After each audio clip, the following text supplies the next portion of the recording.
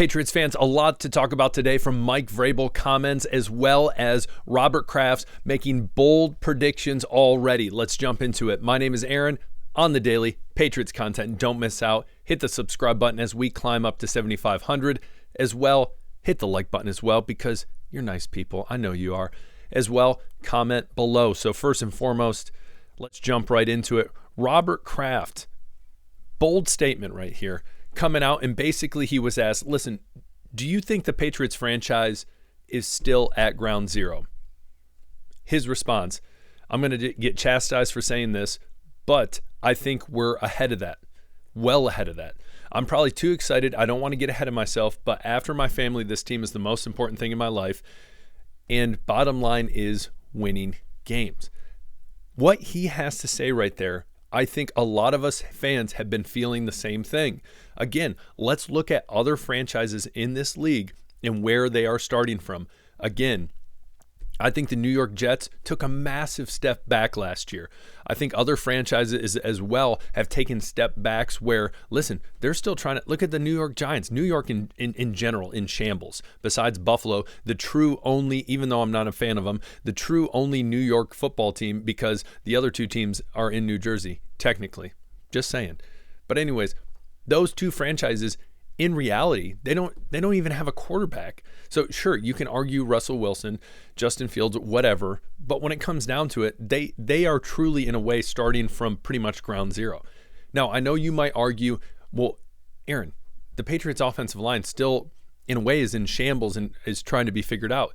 Yes, they filled in spots with people that maybe weren't necessarily their first choice, but we know it's worlds better than last year. And we saw what Drake May could do behind that line. So obviously he's going to be much better behind this line. Also adding the fact that he has weapons in Stefon Diggs, as well as you still have Pop Douglas. And then who else is going to be stepping in? Max Hollins, or as well, Kayshon Boutte. And then hopefully we can get a running game really going with Ramondre Stevenson. So when it comes down to it, and defensively, I mean, there's a ton of excitement on that side of the ball with all the improvements they had in the offseason. And so I think the idea that Robert Kraft is saying, maybe I'm a little ahead of myself, I don't think he is. I think many fans like myself, glass half full, are seeing this franchise and saying, yes, we're heading in the right direction. And I think we are well above ground zero, well above rock bottom, and above a significant amount of teams that are still, hey, they're still trying to figure a lot of stuff out. Again, we also have to put in effect that there's a lot of these teams that have new coaches who have never been coaches before. That can be a good thing, that can be a bad thing. The good thing, it brings a whole different perspective. Bad thing is you don't have experience doing it. Guess who does? Mike Vrabel. So comment below, tell me your comments, what you think on Robert Kraft's opinion. You might say, I don't care at all, but I think this is a good sign, not only from fans thinking this, having the same idea, but as well that ownership is saying, listen, I've seen it. And as well, he says right here, listen, the last 2 years have been brutal. So listen, they're trying to get them back on track. And so far, I feel like we can all agree that's working. So comment below. Again, there's still a lot of things to work on. There's still a lot of things that can improve and develop. We can easily agree on that. But ground zero, well above it. And again, I think in future episodes, we're really going to break down what is a possible win-loss for this team going into the season. And I think it's going to be better than you think. So we will see. Comment below. Tell me what you think about Robert Kraft's comments. Now, the rest of the episode, we're diving in Mike Vrabel, a lot of different comments about different situations. Now, we know that Mike Vrabel and the organization dropped Juwan Bentley. To some, that was a huge surprise. To others, it was just like, well, listen, he's coming off an injury. We're not sure. We just signed all these other linebackers. And so what's going to happen, especially when it comes to the scheme and what Mike Vrabel and Terrell Williams want. And I think the thing that has been a letdown for me, you can't see it here. That's my fault. I'm not trying to make anyone have vertigo with going up and down. But let's see if I can do it like this without seeing these ads. But you have players like Gonzo. Here we go. Christian Gonzalez saying, bro, what? Or let me say it correctly, bruh, What? Comments like this are not needed. This guy, second team All-Pro, a future captain of this team, young talent. We don't need this. We don't need this. I expect this out of Gotcha after he's been traded to the Saints. Totally get that. That's fine. But Christian Gonzalez, we do not need that out of you. Again, it's the whole idea of trust the process, trust what Mike Vrabel in this organization is doing, and I'm fully on board. Again, it sucks seeing a 3-time captain leave and be released. But at the same time, you have to understand there's a rhyme and a reason, there's a purpose, and you gotta trust the process. You gotta trust the process. But in this whole thing, we can't have Christian Gonzalez saying stuff like that, especially on Twitter. Again, it doesn't look good for you or your franchise. I'm sure he's going to have a conversation with Mike Vrabel. I hope they do, because again, that's as a man, that's what you should do. Is instead of going to Twitter fingers, it's, hey, let's have a conversation about this. Let's be men about this. I think that's a big part of building culture, especially when you have young guys on this team, is, hey, this is how we're going to do it, and we're going to do it correctly. No funny business. So comment below. Tell me what you think. Christian Gonzalez comments, tweets on that whole situation.